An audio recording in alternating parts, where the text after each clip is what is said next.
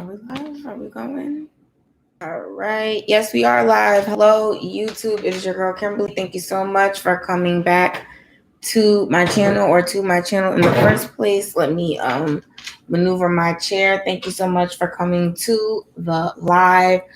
I hope you guys had a great weekend. I had a great weekend. I went out a little bit, got some fresh air, went to the park, all those things. So I had a good time. But of course, throughout the week, I was scrolling and looking at all the new makeup things, just like you probably were.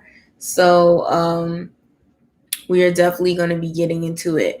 I really feel like, I guess we've all been going through this time of what's happening now, and it's been really crazy for all of us.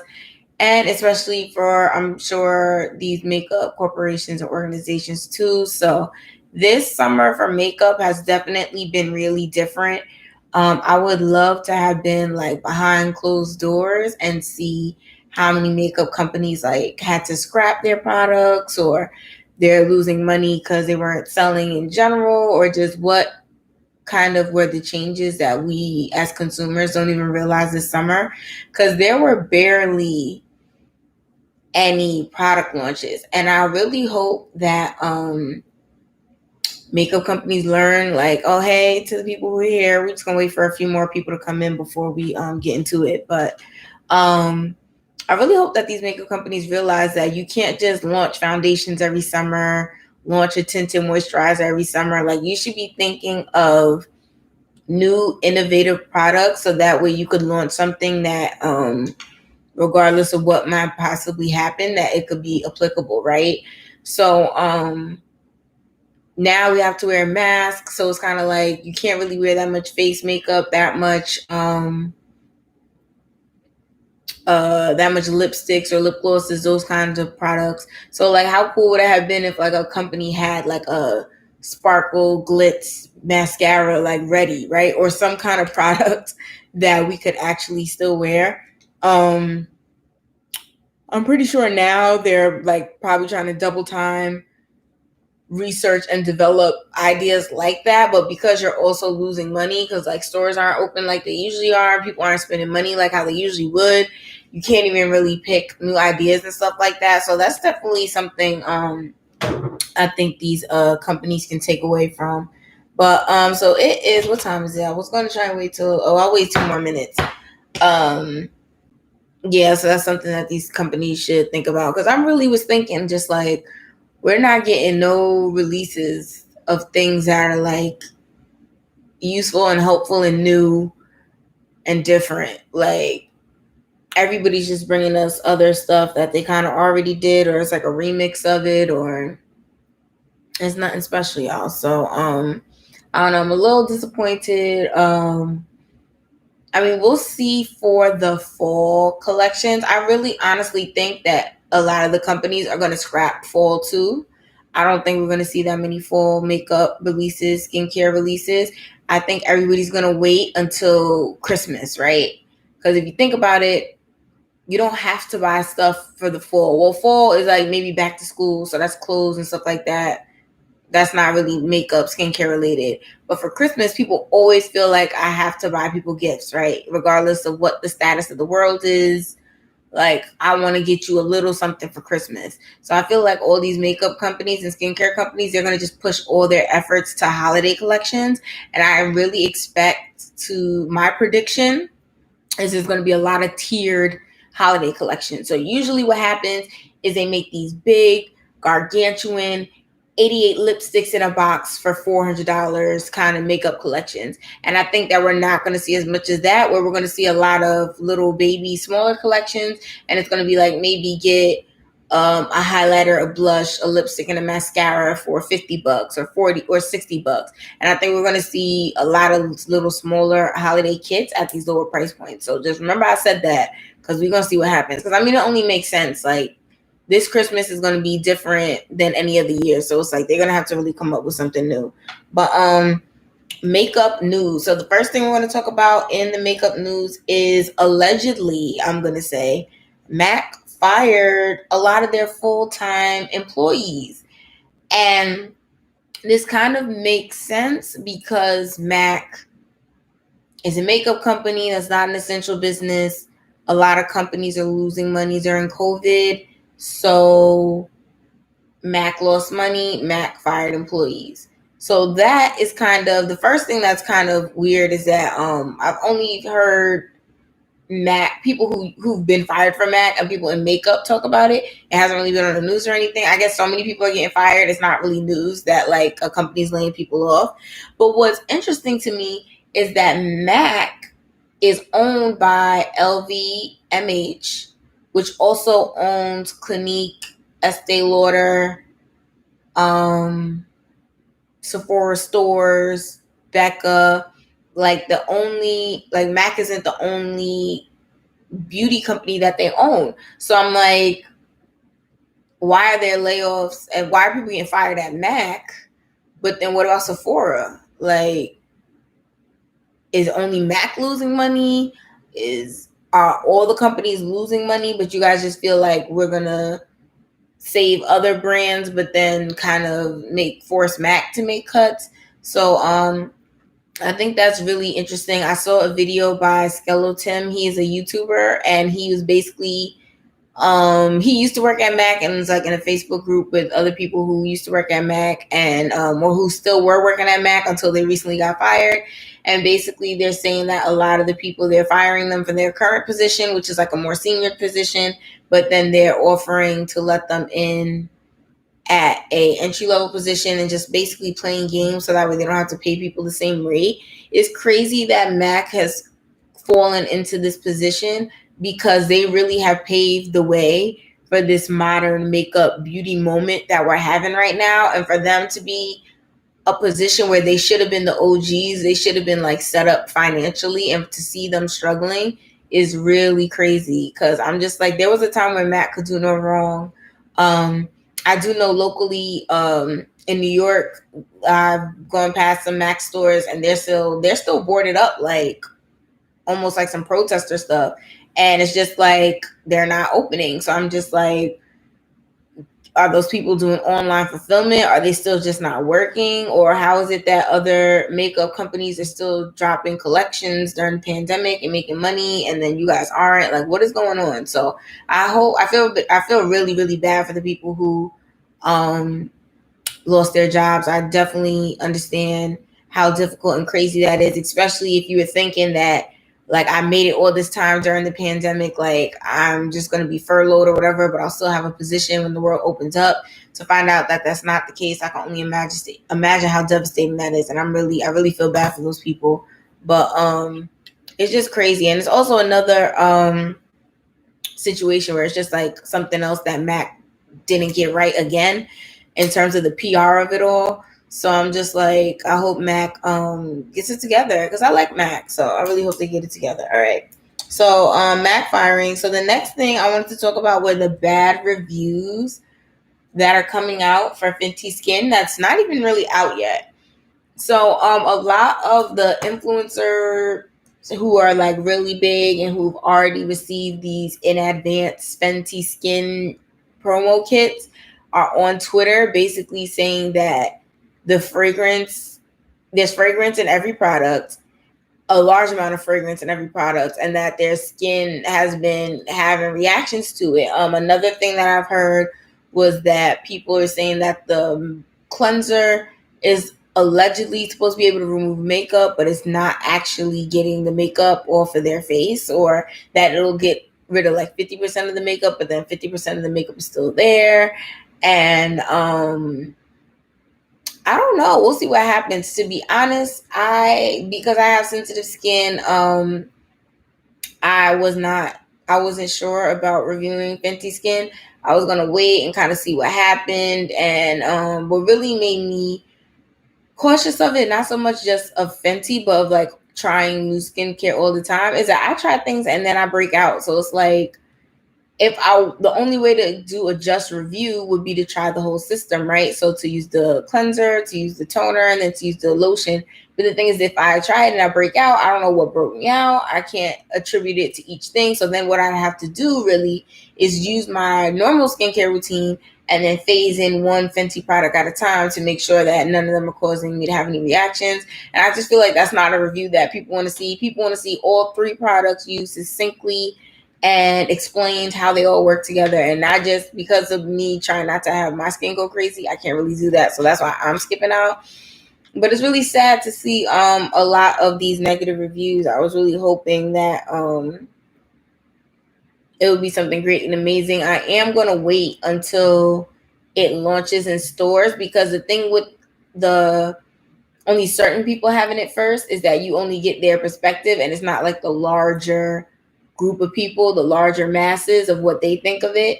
So I'm gonna wait and kind of see what the reviews and stuff are, but I don't know, it's not looking too good out here for Fenty skin. All right. So the next thing I want to talk about is Gabrielle Union's relaunching her hairline. So Gabrielle Union had a hairline called Flawless by Gabrielle Union with Larry Sims, a hairstylist, and apparently she decided to relaunch it. To be honest, I didn't know that Gabrielle Union had a hairline. Apparently it's at Ulta. And she's relaunching it so that way she has like 12 products now. I think they like expanded the line. It has like a new packaging, rebranding, all that good stuff. To be honest, like I said, I didn't even know she had a hairline, but now that I do have a hairline, now that I know that she has a hairline, I'm interested to know if you guys think that you would check it out.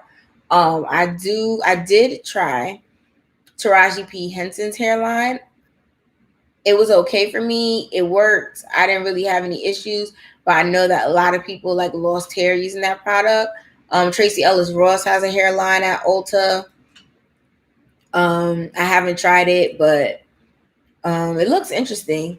But we'll see. I think that I'm a little less adventurous with hair products, because with skin, especially when I have like a breakout or allergic reaction, I know what to do. Like just calming cleansers, get the cortisone, stay out the sun, and then like your skin will eventually go back. When you try a hair product and your hair falls out, like it's not that simple to just take care of it. Like you literally are devastated. So I mean, I wish her the best. Apparently it was successful. Apparently the hairline was successful in the past. They just like relaunched it with like a new image.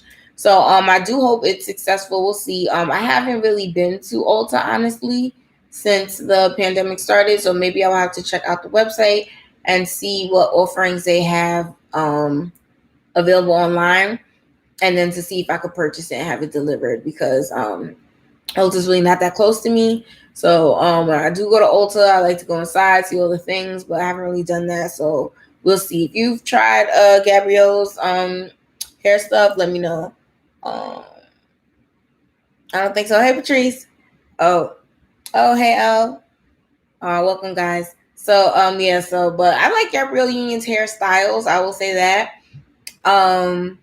She has like a lot of unique looks in terms of braids to coloring to wigs to, she really switches it up. So the fact that this is what she used to keep her hair healthy while doing all those styles, I would love to see what that is. So again, that is Flawless by Gabrielle Union is the name of that. So keep an eye out for that. Next, I want to talk about, this is not news. I probably should have put this with like product launches, but at this point, everybody on the internet has dragged this product. So I'm going to talk about Becca's Cosmetics Zero Pigment Foundation and Highlighter. So basically, Becca, if you haven't seen all the reviews of people making fun of this product or using it and basically not having any results, is that Becca came up with the idea of they're going to have this clear cream that like blurs your imperfections, blurs your skin, so that way it gives you a foundation-esque airbrush look. And then there's a highlighter that you're going to put on top of it that gives you like the same highlight but doesn't have any pigment in it. Basically, people have been putting it on and they're like, okay, it feels like a primer, except you can't put foundation on top of it and it's not blurring my skin enough to give me an airbrush look. Same thing with the highlighter. They're like, I see a little highlight, but it's not enough because there's not that color in the highlight to give it extra impact. And my question for Becca is, is it that hard to make a foundation with enough shade so that way everyone can find a match? Like, I'm pretty sure at this point there is like a computer. I mean, not even a computer. Fenty has 50 shades. Wait, I don't think yes, no positive reviews for this Becca zero pigment foundation and highlighter. And my thing is it really that hard to Fenty has 50 shades? Like, can you not? I know legally you can't go copy everything Fenty did and just make your own version of it. But it just seems like if other companies have the resources and the bandwidth to figure out how to get 50 shades. And also because all this stuff is launching now, I'm assuming that you made it during the pandemic when you had money, and before the pandemic when you had money. And how is it that now all of a sudden you can't make the shades? It's funny because Becca was known for their foundations back in the day, exactly. And now to go to this no pigment, it's like Becca was really known for all this great complexion cosmetics. So in addition to like great foundations, like highlighters, all this stuff, you're right. And the fact that now they're just instead of doing the engineering and the work to have a product that works for every skin color, let's go in the opposite direction and make something for with no skin color. I don't get that. I do know back in the, what years was it?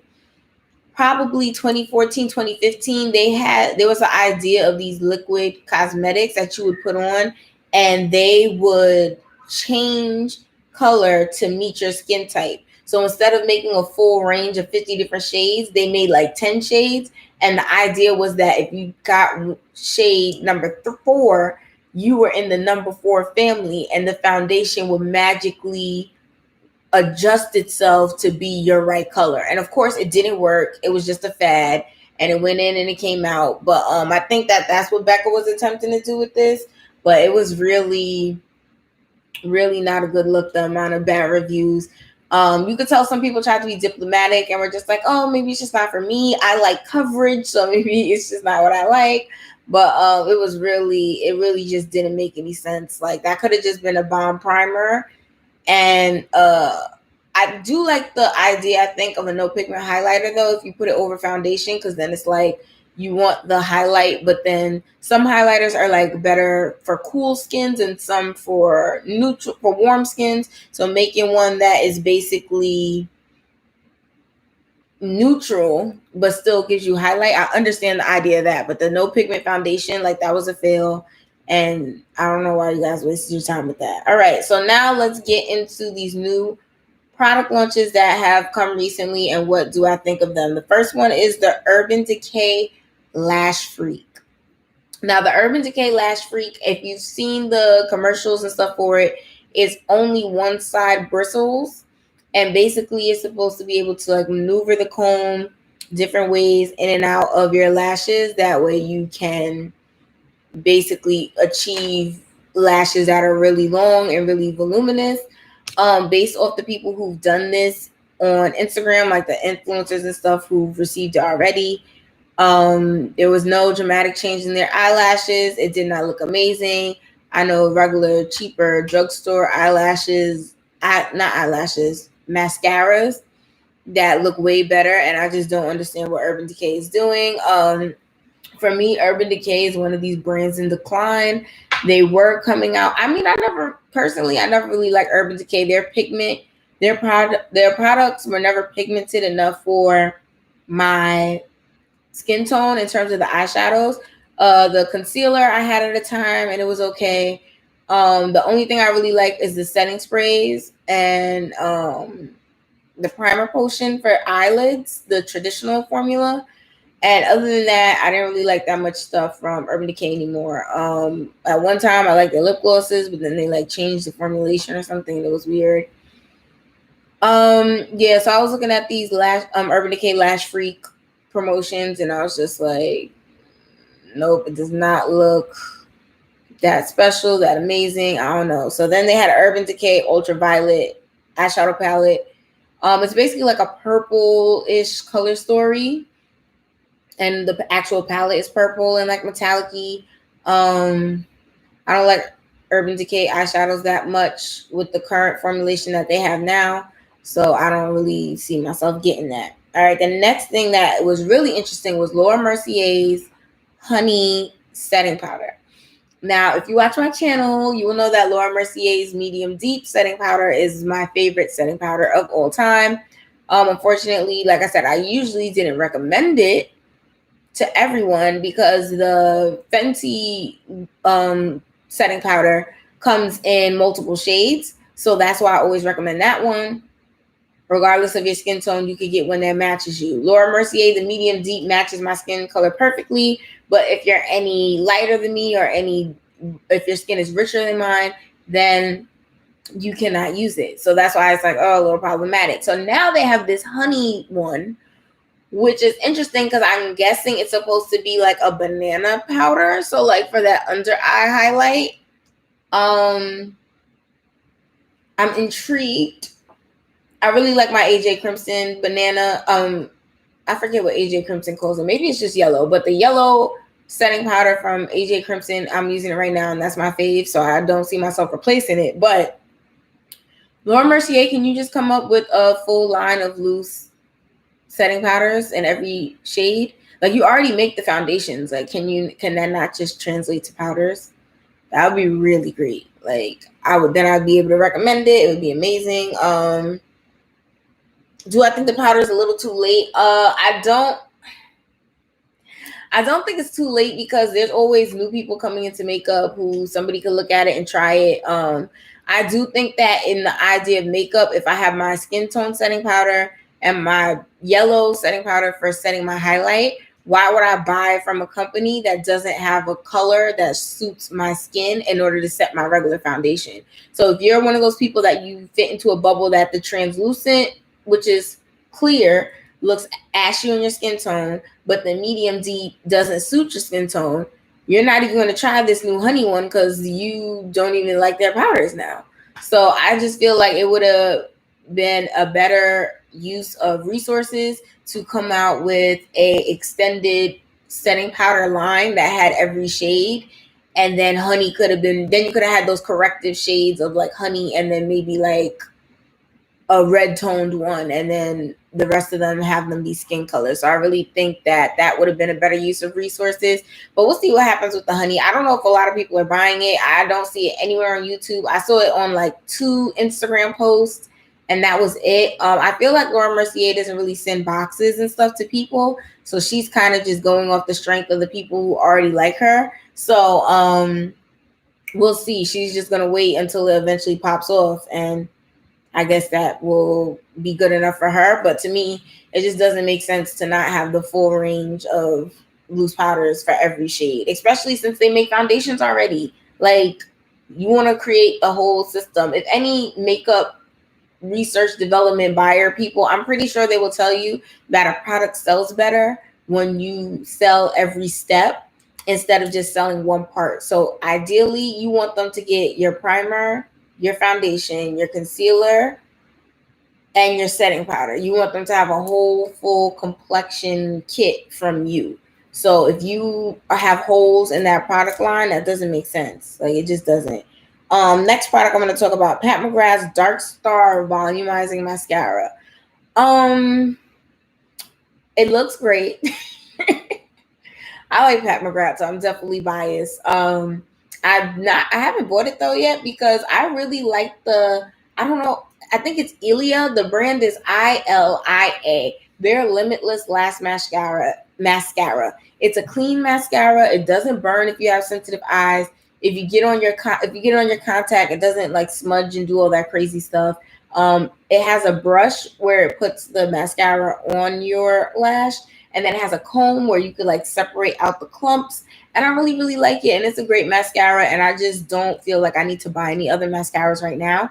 I will eventually try it because it's Pat McGrath and I try a lot of stuff from her.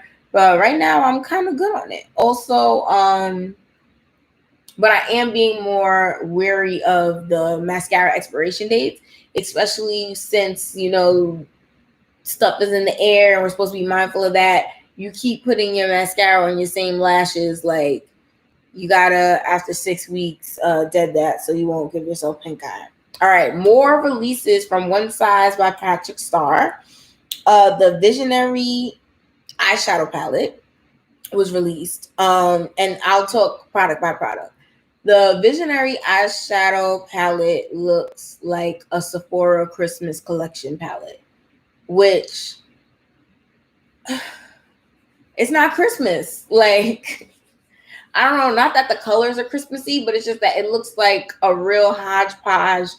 You just want to grab it because the packaging is cute for the holidays as a gift for somebody else, and a makeup person doesn't buy it. Like someone who's makeup adjacent. Like, my sister likes makeup. This is in the display in the front. She never said she had this brand. I would buy it for her. Like, that is that thing, the story that it's giving me, and it doesn't really make sense because this is the first eyeshadow palette launch of the brand.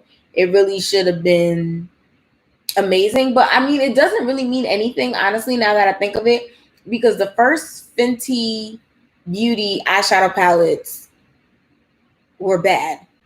They were like all glitters and no mattes and like no neutral shades.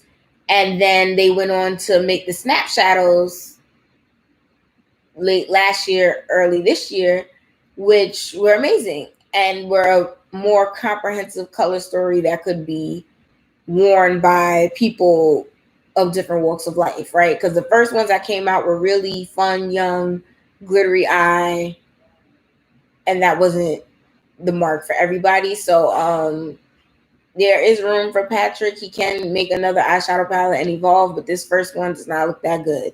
The second product that One Size has released is a liquid eyeshadow. It looks like it's more, because the packaging is elongated and it's not short like Stila's liquid eyeshadows. It looks like you get more product, but that might not necessarily be true. You definitely got to check the measurements and the amounts. Sure, why not? I haven't seen anyone with a review of his or with the PR kit, and it just doesn't make sense that you got famous from doing reviews on PR kits and stuff that were sent to you from other brands, but now it's your brand and like nobody has it. I don't know why you wouldn't just follow that trajectory, right? So we'll see if somebody does have the shades, so that way I can see them and how unique they are, and if they're long lasting, and kind of hear some reviews. I might be interested in that. I just bought a gang of liquid eyeshadows from the Lip Bar, so I think I'm pretty good on liquid eyeshadows, to be honest. Next thing is they have an eyeliner pen, a felt eyeliner pen.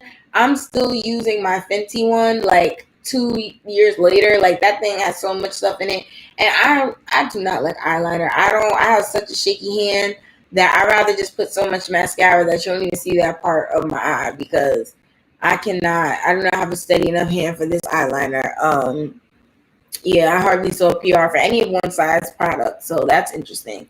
So in addition to the felt eyeliner, they do have some gel glide on 24-hour gel liners, and I really like the 24-hour gel liners from Urban Decay. So I don't know, maybe we'll see. I haven't really been wearing that much makeup lately, so usually what used to happen in my past life before all this stuff happens, I would wear makeup every day to work and like to go out on the weekends, and then I will also wear makeup doing my YouTube videos. So I used to actually run out of stuff. Like, I would finish an eyeliner, I would finish a felt liner, I would shake it up, you would feel, oh, there's no more liquid in that. But now I'm just not wearing as much makeup, I'm not running through it as fast. So I don't know, maybe I'll buy one gel liner and see if I like it, but we'll see. Yeah, so One Size has a whole bunch of product launches. I am going to say that the packaging is cute. I don't think I saw anything where I thought that it looked ugly, but it doesn't necessarily remind me of what the spray and the makeup wipes look like either. So that's kind of interesting. But I'm thinking that is one of those things that if I were able to go to, I mean, I guess I could go to Sephora in person. I just haven't.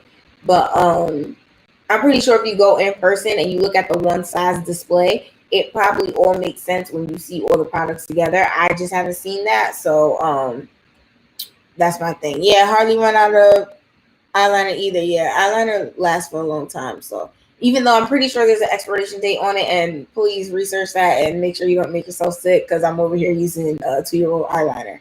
But the last beauty product launch that I want to talk about is this Tom Ford foundation coming in at $88. Yes, I said that correctly. $88 for the Tom Ford foundation. I do have some expensive makeup. Pat McGrath, clearly, I talk about her all the time on my channel. Pretty sure that foundation was around 60 something bucks. I thought that was outrageous. And I really only kept it because it worked amazingly. It didn't transfer. And when I sweat, it doesn't come through the makeup or get muddy or break up or anything. So I was like, because of that, I'll keep this bottle that I already purchased, but I'm not going to see myself buying another expensive foundation for a while. People are saying allegedly that I guess if this Tom Ford foundation has skincare in it. So oh yeah, Harley Doings. Yeah, girl, Harley Doings either. But yeah, people are saying that this Tom Ford foundation allegedly has skincare properties that make it great for your skin. So at that point, it's kind of like skincare combined with foundations, trying to justify. I guess the idea is you would spend $40 for your skincare, $40 for your foundation. So then this $88 price point makes more sense because it's two products that came together. That is a very hard sell. First of all, I guess if you put all my skincare together, like the cleanser, exfoliator, serum, toner, sunscreen, and moisturizer, then it might be like, okay, it's more than $40. So then like its skincare is expensive, but just my moisturizer doesn't cost $40. So if the idea that this is supposed to be moisturizer and foundation in like a beautiful, amazing hybrid, so then it still don't add up to $88, guys. Also, a lot of I feel my personal opinion is that there is a diminishing return with makeup. So yes, the $40 foundation is better than the $9 foundation, but the $60 foundation and the $40 foundation are a lot more similar than you would think. So the really, really high end, like the Dior Show Airbrush and all these $70 and $80 foundations, I never really bought into them that much because a lot of people have the $40 Lancome, the $30 Fenty Beauty, and it looks just as beautiful as the more expensive one. So it's just like, what makes this $88 besides the fact that it has Tom Ford's name on it? Another thing is that yes, they can keep that. Another thing is that Pat McGrath and other companies who are run by makeup artists are automatically going to have more buy-in with me because I'm at that point, it's like, okay, you were a makeup artist, you keyed shows, you tried new products, you were there for product and development, you know what makes good makeup. Tom Ford is fashion. Like, you make clothes. What makes you an authority on makeup? Like, if you think of the best, okay, a car brand, Mercedes-Benz, one of the best car brands, okay, they're coming out with pocketbooks. Like, it's not necessarily the same thing. That's a little more drastic than, I guess, fashion and beauty is like a closer leap. But I just feel like you don't know enough to outknow the people who've been in the industry for 30, 40 years and have created amazing products. And the whole idea of, oh, well, it's Tom Ford. Like, nobody sees Tom Ford on my makeup table. Like, it's just that simple. It's funny, when I used to go at the outlets, if you shop at outlets, there's a store called the Cosmetic Company Store, and they sell all of the LVMH cosmetics at discount right before they're about to expire. So they have like MAC and Donna Karan perfume and Clinique and Bobbi Brown and all of these high-end products on discount. And I used to love to go to the CCO and get all these products for the low. And I wonder if outlets are open. I think, are outlets open? Maybe that's considered retail. But yeah, so it's just like I would see the Tom Ford lipsticks in there, the Tom Ford eyeshadow palettes, and I'm just like, for MAC, it would be hard. Like you couldn't get the stuff on discount because like they would sell so much at the store, there wouldn't be a lot to come to the outlet. But for like the Tom Ford stuff, like they would have the full Tom Ford collection. And I was like, if this is such like high end, amazing makeup, how is it that the whole collection is here at the outlet? Like, even when you think of just collections right now, the Tiana Taylor collection, this item sold out, that item sold out. There's certain lipsticks that you're just never going to be able to get because it's gone. So the fact that y'all have this whole kit and caboodle collection and can bring it from Tom Ford, it's like, okay, so nobody's buying it at the store, or at least not enough people for it to sell out. So I don't know, $88 foundation, I feel like that is a lot. I'm not going to say it's egregious because there are some very high-end skincare things that I have heard people say it works and they believe in it. Me, myself, I have the, what do you call the thing? The Ferrero, the little scrubby cleany thing. I have a Clarisonic brush. I'm pretty sure people look at that kind of stuff and they're like, oh, well, I would never pay $100 for a brush to clean my skin. But I see the difference. Like I see my skin going from all these little pimples in my face to now being a lot more clear. So that's why it's worth it. For the foundation, it's like all I'm going to see is an even skin tone, which is exactly what I would see with another foundation at a cheaper price.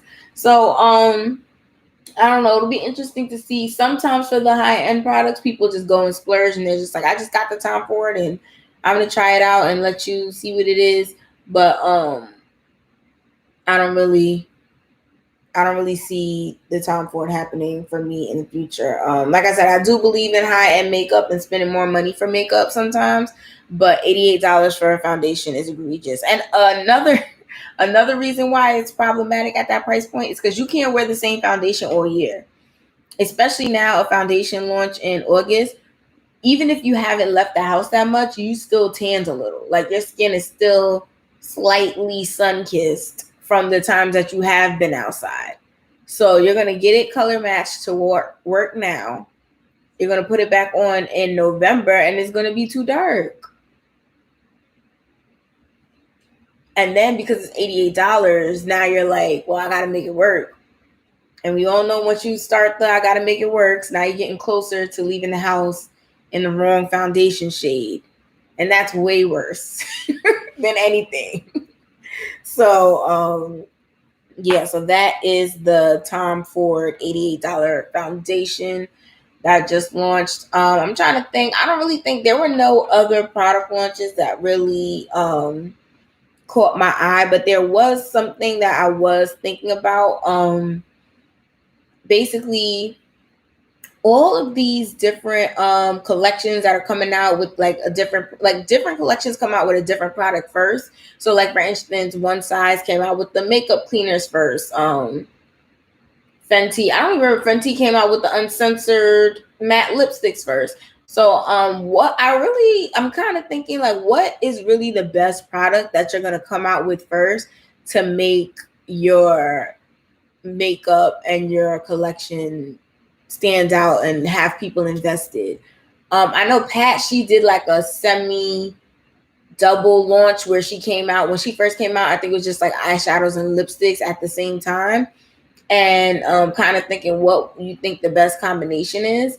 And I think that's a really hard question to answer. My first knee-jerk reaction would be like, you got to do lipsticks first, and then eyeshadows, because those are like the things people want the most.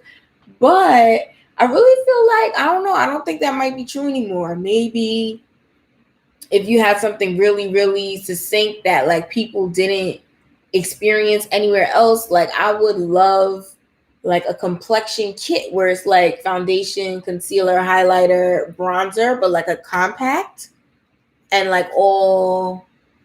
Oh, I guess it would have to be cream. I don't know if I like that. Okay, take back the idea. But I am really curious to think like, what is kind of those products that you want to start off with first to make your brand successful? I think it's hard. I think that's probably why so many companies miss the mark and stuff. Um, I will tell you that what I don't think it is makeup remover. There are so many amazing drugstore makeup removers. So for you to have a high end brand, I don't think a makeup, yeah, that's the thing. The compact would make applying your makeup easier. The only thing is, like I said, it would have to be cream. So if there was some way to have like liquid, there are some brands that do have the quote unquote like the 5 minute face in a palette. The lip bar has one, but it doesn't have complexion in it. It has I think it's setting powder, blush, highlighter, contour, and then you have like a lipstick to go with it. The real issue with complexion is that you need the one that matches you. So you have to have some kind of system where you could get the pans that would be your complexion, if that makes sense. So in my mind, this is not even real, but I'm just thinking it would be like you would buy the palette, and then you would go into the store, and then which now I'm thinking you can't even go to the store like that. So I don't know if this is a good plan, but ideally it would be a palette, and then you would go into the store, and then it would be like you pick your foundation pan, your concealer pan, your highlight pan, and then your contour pan, and then it would be two brushes, like a larger brush to do the foundation and maybe the contour, and then a smaller brush to do the concealer and the highlighter. But yeah, it's like the Inglot pans. But my thing is, I don't even like cream foundation, so the fact that I just suggested that makes no sense. I like stick foundations though, so I don't know. But there, it would be easier if they had like some kind of. I think that would be a successful first pro- product to launch. Thank you for seeing my vision. But I think that would be a really, really successful thing, because it's like the key demographic is going to be for you to make something that's easy enough for people who are just getting into makeup, who are expanding their skills in makeup to get started with it, but something where it's innovative enough that people who we've been buying makeup for 10, 15 years now, that were like, oh, that's interesting, that's exciting, that's good. Especially makeup on the go. My worst recommendation is probably when people ask me what's good travel makeup, because I don't have any one thing that I could tell you that it's like if you go buy this one thing, you'll be good your whole trip.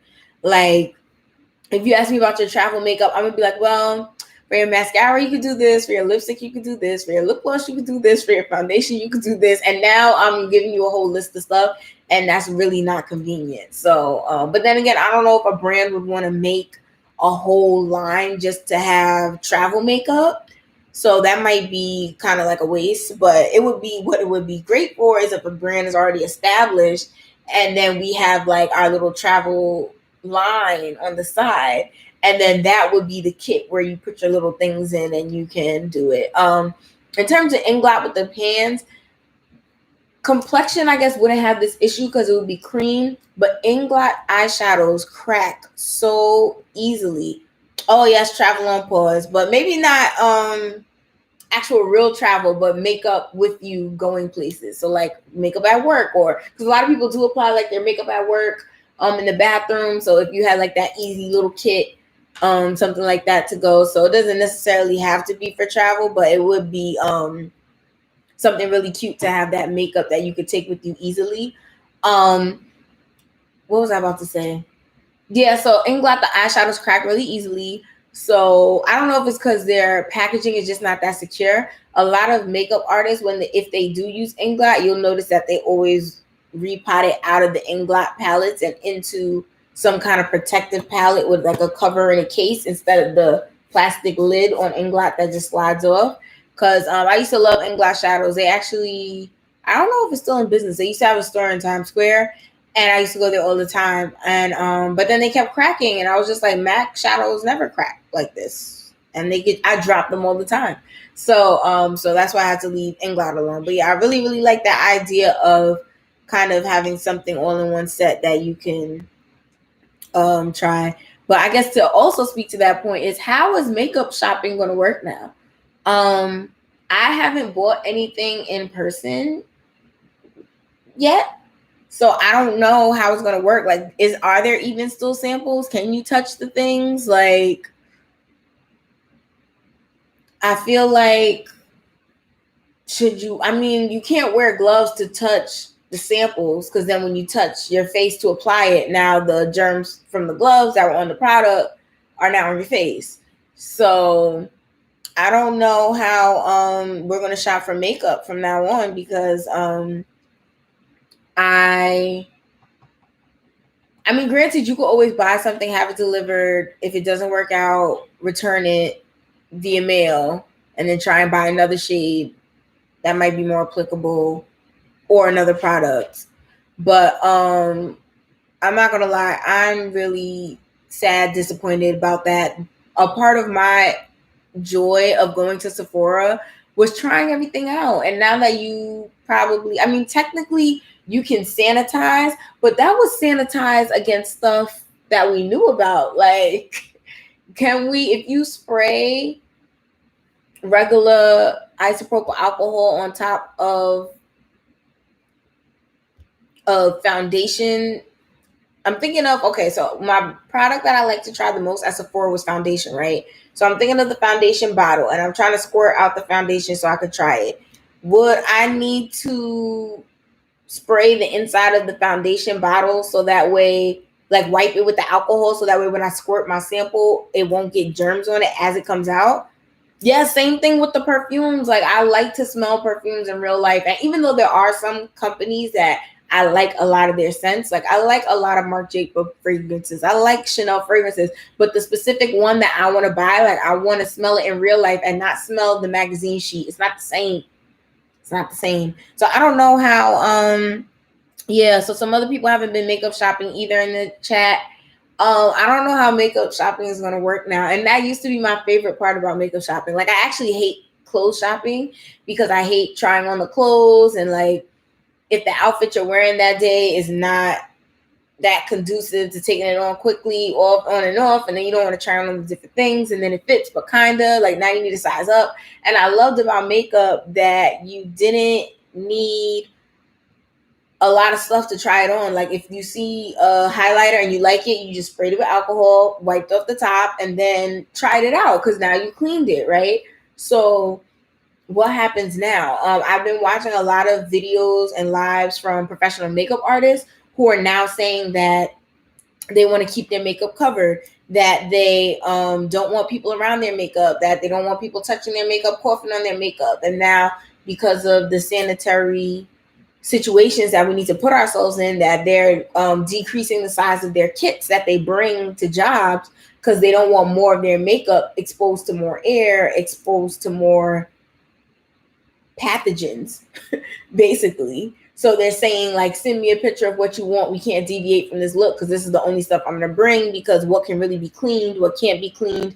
And although Sephora employees are very diligent at their jobs and that they help you when you need help, it's just like, me as a customer, what should I even be doing? Like, somebody make that content of like the healthiest way to shop at the makeup store now, because I want to still try things and do things and use different products, but I also don't want to be a part of the problem.